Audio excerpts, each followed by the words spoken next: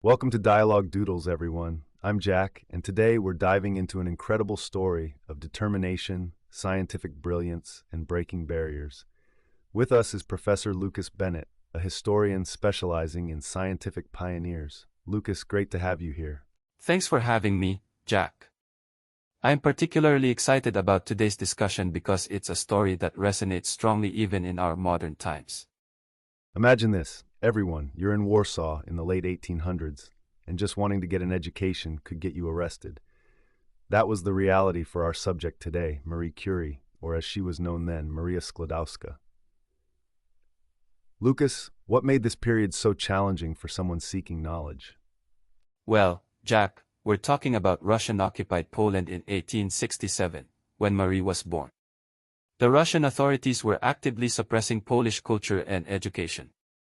Women faced double discrimination, both as Poles and as women seeking higher education. And yet somehow she managed to find a way to learn. Tell us about this fascinating concept of the flying university. The Flying University, it was essentially an underground resistance through education. Think of it as a secret school that kept changing locations to avoid detection. Students would gather in private homes, moving from place to place, literally flying from one location to another. It's almost like something out of a spy novel, but this was real life. What were the risks involved? The risks were very real. If caught, students and teachers could face arrest, imprisonment, or even exile to Siberia. But for young Maria, this was the only way to pursue her passion for learning. And the challenges weren't just political, were they? There was also the matter of financial hardship. Absolutely. Many don't realize that Marie actually slept on the floor during her early years, saving every kopeck she could while working as a governess. Her dream was to study at the Sorbonne in Paris, but that required money she simply didn't have. You know, Lucas, when we think about scientific geniuses, we often picture them in laboratories making breakthrough discoveries. But here we have someone who had to fight just to get basic education. That's exactly right, Jack. And what's remarkable is how these early struggles shaped her entire approach to scientific work. The determination and resourcefulness she developed during those years in Warsaw became crucial traits in her later research. Walking us through that journey, how did she finally make it from working as a governess to studying at the Sorbonne? It took her nearly 6 years of working as a governess, living on minimal expenses, to save enough money. But here's what's truly inspiring: she would study late into the night after her teaching duties, keeping her knowledge fresh and preparing for university. 6 years is a long time to hold on to a dream. What was the Sorbonne like for her when she finally arrived? Well, imagine arriving in Paris, barely speaking French, and finding yourself competing with students who had formal education all their lives.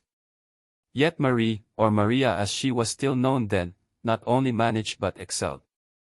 She finished first in her class in physics and second in mathematics. That's extraordinary, given where she started. Lucas, you mentioned earlier about her early struggles shaping her scientific approach. Could you elaborate on that?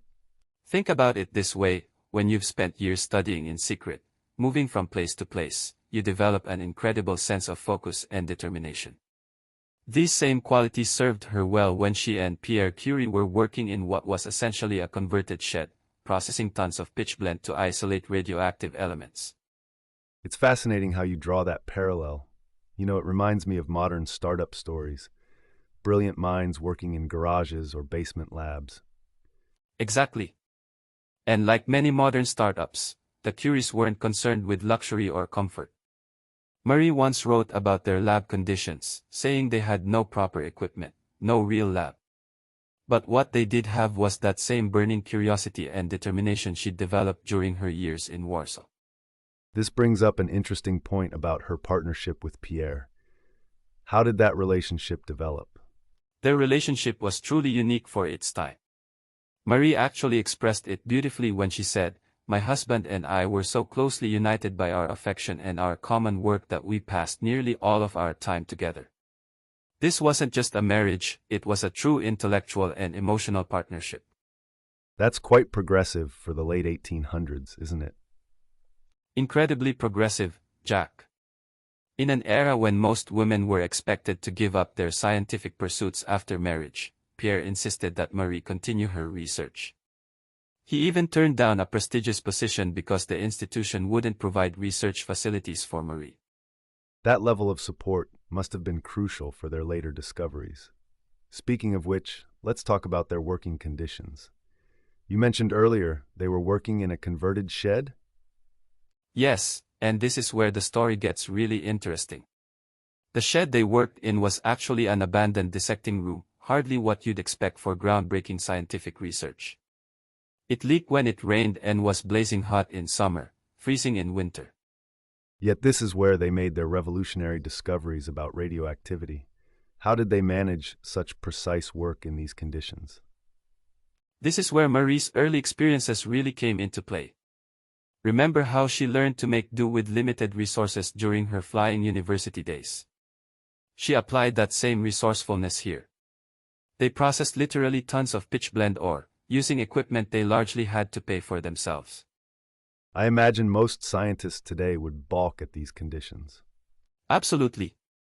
But here's what's remarkable: Marie saw these challenges as just another obstacle to overcome, much like her earlier struggles. She developed new techniques for measuring radiation using equipment she and Pierre essentially invented themselves. You know, Lucas, I'm struck by a pattern here. Whether it was finding ways to study in occupied Poland, making it to the Sorbonne, or conducting groundbreaking research in less than ideal conditions, there's this consistent thread of innovation through adversity. That's a brilliant observation, Jack. Marie Curie had this extraordinary ability to turn limitations into opportunities. When they couldn't afford proper lab equipment, they innovated. When conventional methods weren't working, they developed new ones. And this led to their discovery of not one but two new elements, right? Yes, polonium and radium. And there's a beautiful symbolism in naming polonium after Poland, her homeland that had denied her the right to formal education. It was like coming full circle. That's quite poetic, actually. But these discoveries came with their own price, didn't they? Indeed. The irony is that the very elements they discovered, which would later revolutionize cancer treatment, were slowly poisoning them. They had no idea about the dangers of radiation exposure at the time. This brings up an important point about scientific pioneers. They often had to risk everything, including their health, for their discoveries. How did Marie continue after Pierre's tragic death?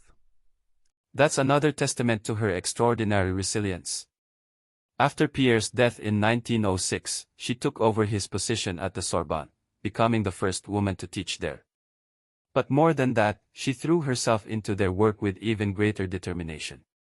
Almost as if their research had become his legacy. Exactly. And she went on to achieve even more, winning a second Nobel Prize in 1911, this time in chemistry. Remember, this was at a time when most people thought one Nobel Prize for a woman was already extraordinary. Lucas, looking at Marie Curie's story through a modern lens, what strikes you as most relevant for today's audience? You know, Jack, what's fascinating is how many of the barriers she faced still exist in different forms today. Women in STEM fields still face unique challenges. But her story shows us something powerful: that determination, coupled with intellectual passion, can overcome seemingly impossible obstacles. And her scientific legacy continues to impact us today, doesn't it?